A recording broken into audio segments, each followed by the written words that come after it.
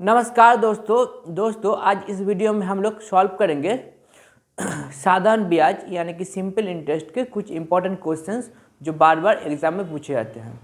तो चलो दोस्तों आज का वीडियो शुरू करते हैं।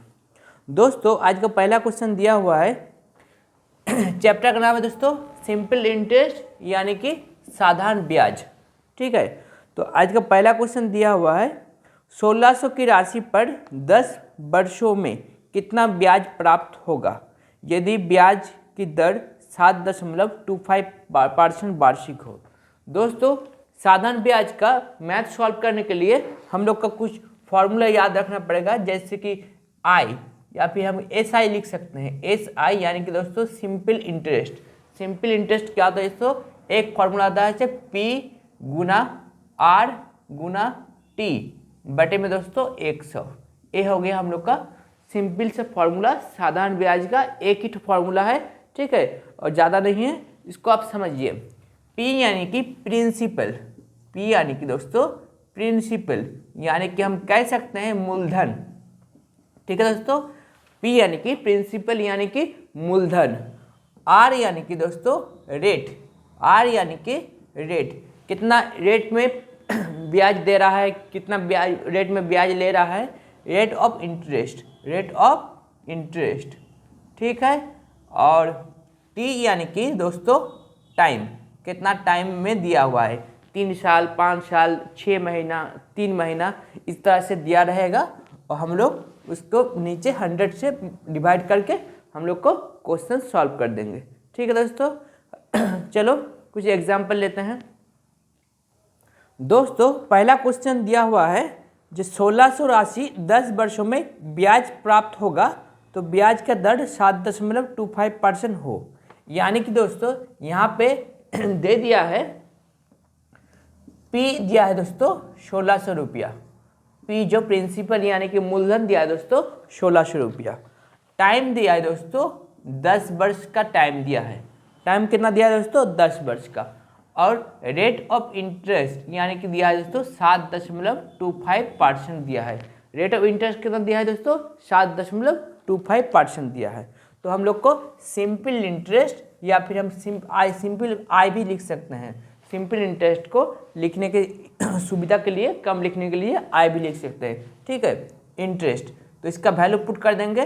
फॉर्मूला है पी आर टी बटे में 100 इजिकल टू हो जाएगा दोस्तों 1600 गुना 7.25 गुना 10 बटे में क्या हो जाएगा दोस्तों 100 बटे में क्या आ गया 100। इसको दशमलव से हटा देंगे, दशमलव के लिए 1 2 नंबर है इसके बाद, इसलिए 2 तो 0। ठीक है, अब काटेंगे, ए 0 से ए 0 काट गया और ए 0 से ए 0 भी कर गया। 5 से भाग देंगे, 5 टू द 10, 5 1 के 5, 5 चौका 20, 20 5 5 25, 2 से काटेंगे 2 8 16। अब 145 को अगर 8 से मल्टीप्लाई करते हैं तो क्या आता है दोस्तों 8 5 40 का 0, कैरी का 4, 8 चौका 32, 32 और 4 36, कैरी का 3, 8 8 दिया 11, 1160 रुपया। यानी कि दोस्तों हम लोग का जो ऑप्शन दिया है ऑप्शन नंबर बी हो जा रहा है हम लोग को करेक्ट आंसर। ठीक है दोस्तों, उम्मीद करता हूँ आपको साधारण ब्याज का ये सिंपल सा मैथ आपको अच्छा से समझ में आया होगा। अब करते हैं नेक्स्ट क्वेश्चन। दोस्तों अगला क्वेश्चन दिया हुआ है यदि एक राशि 7 वर्षों में 4 गुना हो जाती है कितने समय में ये राशि साधारण ब्याज का समान दर पर 16 गुना हो जाएगी। दोस्तों ये मैथ थोड़ा सा अलग है, टाइम दिया है दोस्तों, ये सिंपल से फार्मूला से नहीं होगा। ठीक है, इसमें होगा लेकिन टाइम ज़्यादा लगेगा, इसके लिए मैं एक अलग सा फार्मूला बनाया हूँ। ठीक है, तो आप देखिए जे उसका टाइम अगर पूछेगा t is equal to n2 minus n1 बटे में n1 माइनस 1 गुना t। तो इस फॉर्मूला को आगे हम समझेंगे।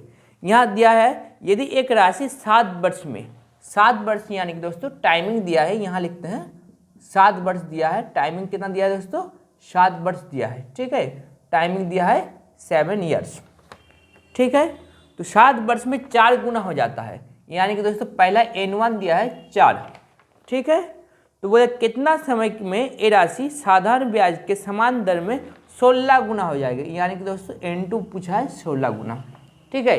इसका टाइमिंग पूछा है, ठीक है, कितना, पहला दिया है 7 वर्ष में 4 गुना हो जाता है, तो 16 गुना होने में उसको टाइम कितना लगेगा, एक क्वेश्चन पूछा है। तो इसके लिए हमने फॉर्मूला निकाले थे जो T = N2 - 1, यानी कि बाद में जो होगा उसको ऊपर में लिखेंगे और पहले जो गुना दिया था उसको नीचे लिखेंगे और जितना टाइम दिया था उससे मल्टीप्लाई कर देंगे। मतलब यहाँ अगर वैल्यू पुट करते हैं तो 16 - 1 बटे में आ जाएगा 4 - 1, गुना में लिखेंगे दोस्तों 7 वर्ष, ठीक है, गुना में लिख देंगे 7 वर्ष। 16 से 1 काटेंगे तो क्या आ जाएगा 15, 4 से 1 माइनस देंगे तो क्या आ जाएगा 3 गुना 7, 3 × 5 = 15, 15 × 7 = 35, यानी कि दोस्तों हम लोग का टाइम लगेगा, ठीक है, हम लोग का टाइम लगेगा 35 वर्ष। मतलब जो ऑप्शन दिया हुआ है दोस्तों तो ऑप्शन डी हो जाएगा हम लोग का करेक्ट आंसर, ठीक है दोस्तों, ऑप्शन डी हो जाएगा हम लोग का करेक्ट आंसर। आशा करता हूँ आपको अच्छा से समझ में आया होगा। अब करते हैं अगला क्वेश्चन। दोस्तों अगला क्वेश्चन दिया हुआ है, यदि एक ऋण साधारण ब्याज पर 6 वर्षों में बढ़कर 3 गुना हो जाता है तो 8 गुना होने में कितना समय लगेगा। दोस्तों मैंने अभी अभी बताया जो उसको टाइमिंग दिया है, अभी देखिए 6 वर्ष दिया है, 6 वर्ष में, ठीक है, 6 वर्ष में क्या हुआ है दोस्तों, एक कोई भी राशि 3 गुना हो जाता है, बढ़ के कितना हो जाता है दोस्तों 3 गुना, N1 लिखा 3, तो वो पूछा है 8 गुना, यानी कि हम तो N2 = 8 गुना होने में उसको कितना समय लगेगा, इसका जो टाइमिंग है पूछा है। तो सिंपल सा फॉर्मूला है दोस्तों, अभी बताया जे 3 गुना होने में उसको 6 वर्ष लग रहा है, तो 8 गुना होने में उसको कितना टाइम लगेगा। तो ये फॉर्मूला आप याद रखिएगा, N2 - N1 बटे में N1 - 1 गुना में लिखेंगे दोस्तों 6 वर्ष, गुना में क्या लिखेंगे दोस्तों 6 वर्ष। तो वैल्यू पुट कर देंगे, 8 से 1 माइनस देंगे, इस तरह से 3 से 1 माइनस देंगे, गुना में लिखेंगे 6। तो 8 से 1 माइनस करने से 7 आता है, 3 से 1 माइनस करने से 2 आता है, गुना में 6, 2 तिया 6, यानी कि हम कह सकते हैं 7 तिया 21 वर्ष। दोस्तों 8 गुना होने में हम लोग का टाइम लगेगा 21 वर्ष। मतलब जो ऑप्शन डी दिया है, मतलब कह सकते हैं ऑप्शन डी हो जा रहा है हम लोग का करेक्ट आंसर, ठीक है। उम्मीद करता हूँ आपको ये प्रोसेस अच्छा से समझ में आ रहा है, ठीक है। अब करते हैं नेक्स्ट क्वेश्चन। दोस्तों अगला क्वेश्चन दिया हुआ है, 4.5% वार्षिक साधारण ब्याज की दर से 4600 पर 5 वर्षों में कितना ब्याज मिलेगा। दोस्तों यहाँ पे हम अगर देखते हैं प्रिंसिपल यानी कि मूलधन का दिया है दोस्तों 4600 रुपया, टाइमिंग यानी कि दोस्तों टाइम दिया है दोस्तों 5 वर्ष दिया है, कितना दिया है दोस्तों 5 वर्ष, और ब्याज का दर यानी कि दोस्तों रेट ऑफ इंटरेस्ट, इसको सिंपल लिखते हैं दोस्तों आर का वैल्यू दिया है दोस्तों 4.5%, ठीक है। इसका जो भी डाटा है हम लिख लिए, और इसको पूछा है साधारण ब्याज कितना है। साधारण ब्याज को मैंने बताया SI होता है सिंपल इंटरेस्ट, हमको टाइम बचाना है इसलिए हम लोग I लिखेंगे, I = PRT बटे में 100, ठीक है। तो आ जाएगा दोस्तों 4600 गुना 5 गुना 4.5 बटे में आ गया 100, ठीक है। इस पॉइंट को हटा देंगे, पॉइंट के चलते 1 मिलेगा, पॉइंट के दायां साइड जितना नंबर रहेगा उतना 0, यानी कि 1 नंबर है 1 तो 0, ठीक है। इस तरह से काटेंगे, 2 से 2 0 कट गया, 5 से भाग देंगे, 5 2 = 10, इस तरह भाग देंगे 23, तो 23 गुना 45 हम लोग का आ गया दोस्तों 23 गुना 45। दोस्तों 23 को अगर 45 से हम लोग मल्टीप्लाई करते हैं, आप मल्टीप्लाई करके देख लीजिएगा, 23 को अगर हम 45 से मल्टीप्लाई करते हैं तो हम लोग को आ जाता है दोस्तों 1035 रुपया, यानी कि हम कह सकते हैं साधारण ब्याज में, ठीक है। ब्याज कितना मिलेगा दोस्तों? 1035 रुपया मिलेगा 5 वर्ष में 4.5% इंटरेस्ट के हिसाब से। ठीक है, उम्मीद करता हूँ आपको अच्छा से समझ में आया होगा। अब करते हैं नेक्स्ट क्वेश्चन। दोस्तों अगला क्वेश्चन दिया हुआ है 3680 रुपया पर 4% वार्षिक साधारण ब्याज के दर से 2.5 यानी 2.5 साल का कितना ब्याज प्राप्त होगा।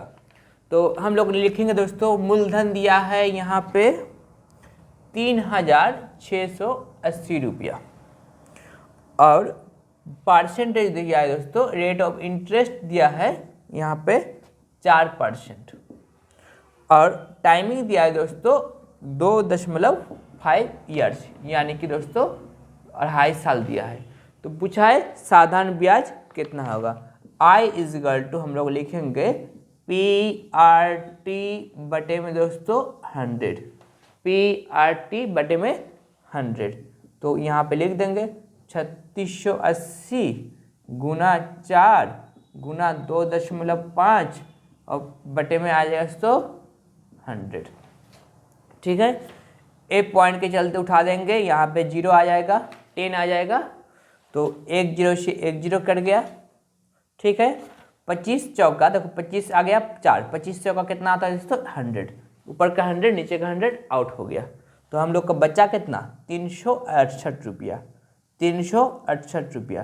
तो जो ऑप्शन नंबर ए में दिया है, यानी कि हम कह सकते हैं जो उसका 2.5 साल का साधारण ब्याज कितना होगा दोस्तों 368 रुपया होगा। मतलब ऑप्शन नंबर ए हो जाता है हम लोग का करेक्ट आंसर। ठीक है दोस्तों, अब करते हैं नेक्स्ट क्वेश्चन। दोस्तों अगला क्वेश्चन दिया हुआ है, दो अलग अलग योजनाओं में क्रमशः 6 वर्ष और 10 वर्ष के लिए समान दर पर निवेश की गई समान राशि से प्राप्त साधारण ब्याज का अनुपात ज्ञात कीजिए। मतलब दो अलग अलग योजना में 6 वर्ष, एक का टाइमिंग दिया है दोस्तों 6 साल और दूसरा का टाइमिंग दिया है दोस्तों 10 वर्ष, यानी कि दोस्तों इसका टाइमिंग है 6 वर्ष और इसका टाइमिंग है दोस्तों 10 वर्ष।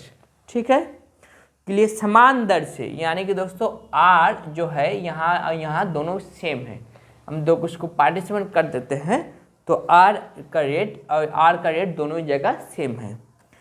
और समान राशि यानी कि दोस्तों प्रिंसिपल भी यहाँ दोनों की जगह सेम है। राशि से प्राप्त साधारण ब्याज का अनुपात क्या होगा, यानी कि दोस्तों इसका अगर I1 लेते हैं, इसका I2 लेते हैं तो इसका रेशियो पूछा है दोस्तों। अनुपात यानी कि दोस्तों हिंदी में, ठीक है, अनुपात इंग्लिश में रेशियो। तो हम लोग का मालूम है दोस्तों I1 बटे में I2 इज इक्वल टू, ठीक है, PRT बटे में 100। यहाँ पे हम T1 चेंज कर देंगे, T1 का वैल्यू यहाँ T1 दिया है और इसी तरह से PRT2 बटे में 100। तो यहाँ पे PR आपस में कट गया, 100 कट गया, तो T1 दिया है 6 साल और T2 दिया है 10 साल। 2 से काटेंगे, 2 तिया 6, 2 5 10, यानी कि हम लोग कह सकते हैं 3:5, 3:5 जो है दोस्तों वो रेशियो है। उस हिसाब से हम लोग का मूलधन 6 वर्ष और 10 वर्ष में समान दर से मिलेगा। मतलब ऑप्शन नंबर बी हो जा रहा है करेक्ट आंसर।